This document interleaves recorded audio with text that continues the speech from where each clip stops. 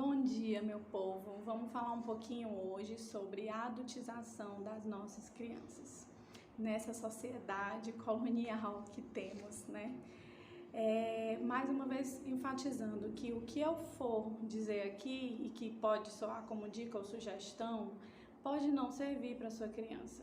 E tudo bem, né? Cada um com sua criança, adaptando algo que vai ser dito aqui, ou simplesmente refletindo sobre, ou não utilizando e nem querendo refletir sobre algo que eu disser. Tudo bem, né? Mas aqui, depois eu posto mais sobre essa pesquisa, que não é uma pesquisa brasileira, mas é importante para a gente pensar.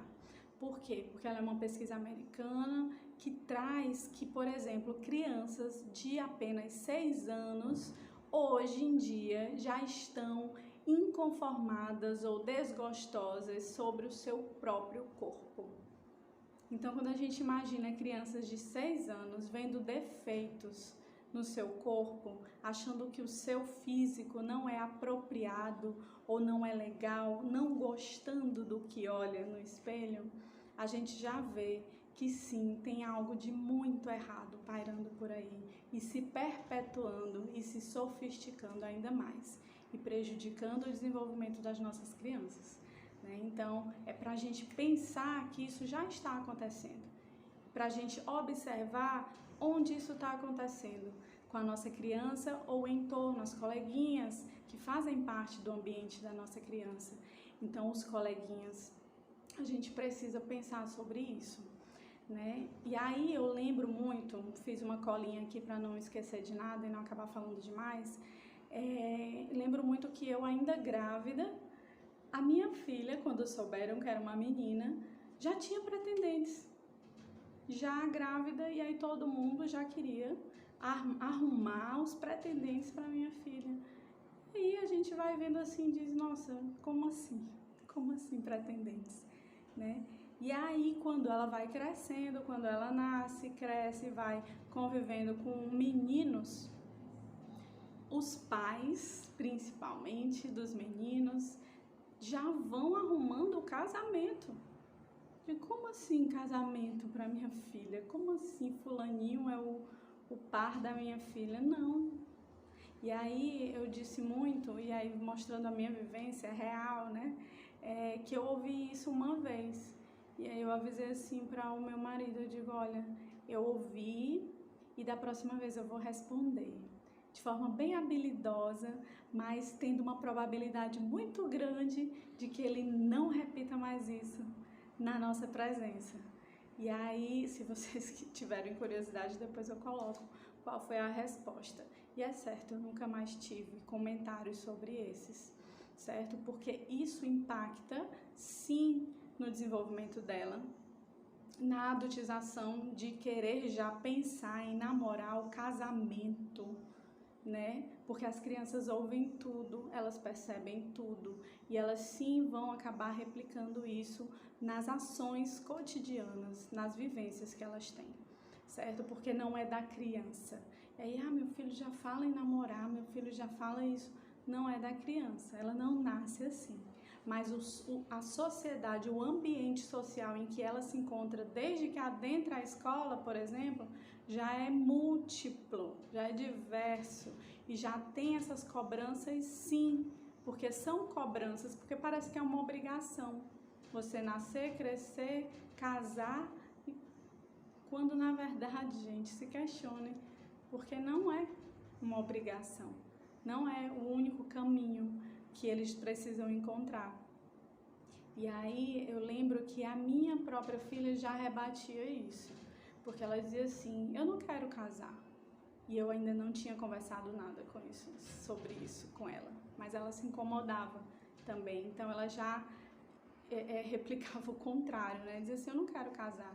E eu disse, sim, filha, não é obrigação de nenhuma mulher casar. Tudo bem se você não quiser. Mas eu também não fico dizendo, nossa, por que você está falando isso? Nossa, não, vamos conversar mais sobre? Então a gente super conversa e isso é muito visto pela família e pelos colegas, pelos amigos que convivem conosco. Então ninguém fica colocando mais obrigatoriedade nela, apesar de que eu sei que ela vai continuar ouvindo isso, mas hoje eu já sei que ela consegue rebater esses comentários e consegue lidar com isso de maneira muito tranquila. Porque é o seguinte, minha gente, não é que eu não quero que ela case, não é que ela não vai querer casar, mas é que agora não é nem o momento para estar pensando nisso, sabe? Agora é o momento de ser criança, ela tem 7 anos, então ela tem que brincar, ela tem que estabelecer relações de amizade, certo? Então é diferente, a gente precisa olhar para isso de forma diferente. Enquanto para a menina já colocam isso, aí para o menino o que é? É o garanhão, é aquele menino pegador que vai namorar todas. E ele vai colocando esse perfil, essa posição de que eu tenho que fazer isso porque é isso que homem faz. E aí eu já sou quase um homem, porque eu já sou grandinho, né? Já tá grande, já não é mais um bebê. Então essas falas, esses comentários dentro de ambientes em que essas crianças estão presentes, isso é muito importante para que isso fixe na cabecinha dela e que ela comece a replicar, a colocar esses pensamentos em prática. E aí depois a gente já não sabe como que isso se instalou, né? Por exemplo, porque muitos comentários nos stories vieram sobre as roupas, sobre os sapatos, as músicas que são muito adultas para a fase, né? E aí lá em casa sempre ela gostou muito de pintar as unhas. E tudo bem, só que esse contexto de pintar a unha comigo em casa é uma conexão, é uma diversão, ele tem uma outra função de eu, por exemplo, pegar minha filha de 7 anos e levar para um salão de beleza. Tá vendo que o contexto já mudou? O contexto mudou. A função de tudo isso também vai poder provavelmente modificar, porque aí eu já me sinto como a mamãe.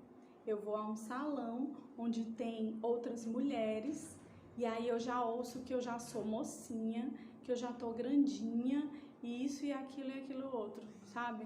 Então assim, a gente precisa pensar como que função que isso vai acabar tendo para essa criança, que também não é a mesma função para todas as crianças, certo? Mas a gente tem que observar isso. Então, ela me pede, por exemplo, eu tenho a minha manicure que vai em casa e aí ela diz assim, mãe, eu preciso fazer unha com a Natalina, eu preciso fazer... Por que você precisa fazer unha com a Natalina? Ah, mãe, não pinta a sua unha, a gente não se diverte no final de semana pintando a sua unha? Então, por que você precisa fazer unha com a Natalina? Sabe? Então, assim, aí ela...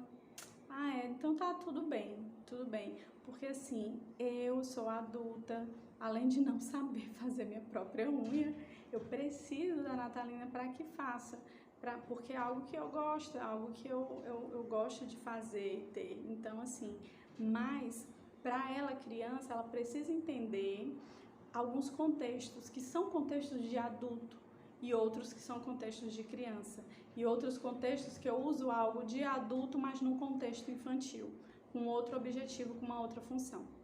Então, por exemplo, no ABC dela, eu coloquei ela para fazer a unha com a Natalina.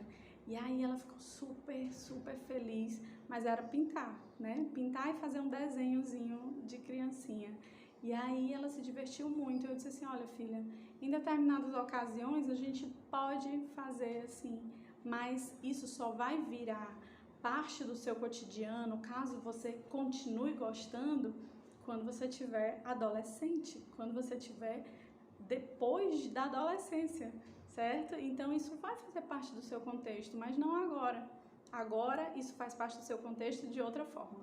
Então assim, é só para entender e para ver o quanto isso sim pode influenciar e o quanto a gente precisa pensar sobre isso, porque traz consequências na adolescência, traz consequências na vida adulta e começa aqui na infância. A mesma coisa sobre roupas, sobre saltos. Lá em casa não tem salto, né? Não tem salto, além de prejudicar fisicamente, né, organicamente, todo o desenvolvimento da criança, é algo que ela não precisa ter agora.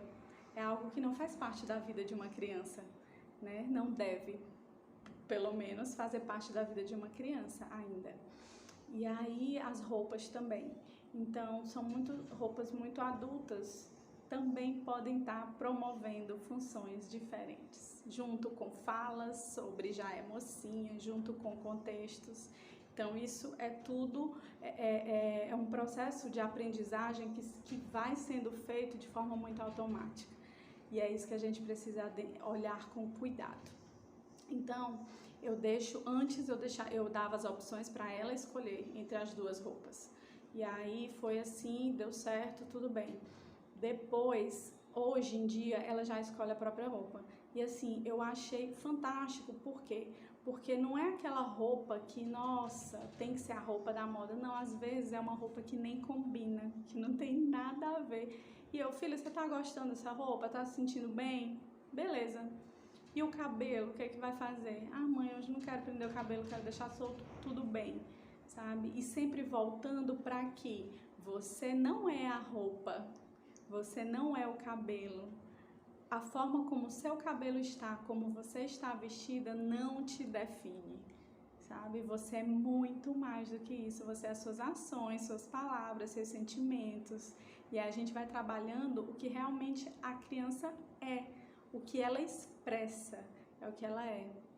Roupa, cabelo, tudo isso quanto mais sob controle da criança bonitinha, arrumadinha, penteadinha, mocinha, quanto mais sob controle disso eu vivo, mais eu estou mostrando para a minha filha, para os meus filhos, para as minhas crianças, que as aparências elas são extremamente importantes e elas definem o que você é, quando na verdade elas não definem o que você é, certo? Então a gente precisa entender e se desligar dessa sociedade enquanto promotora de padrões. Padrões nas caixinhas que são os mesmos para todo mundo e que se você não está dentro desse padrão, você é oprimido.